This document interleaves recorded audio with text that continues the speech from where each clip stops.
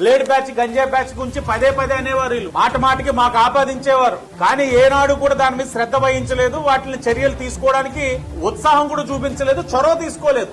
మేము వచ్చి 5 నెలలైంది. మీ భద్రత మా బాధ్యత ద్వారా అనేక కార్యక్రమాలు చేశాం. 57 మంది పైన గంజాయి కేసు కట్టించాం రాజమండ్రి సిటీలో. 4-5 మీద ఆకతాయిలు ఎవరైతే ఈ యొక్క కార్యక్రమాలన్నింటికి మూలాలు ఉన్నారో వాళ్ళ పైన రౌడీ షీట్లు ఓపెన్ చేసి ఉంటున్నాం. చాలా చోట్ల సీసీ కెమెరాలు సొంత ఖర్చులతో పెట్టించున్నాం. ఈ అంశాన్ని అసెంబ్లీ సాక్షిగా మాట్లాడాం.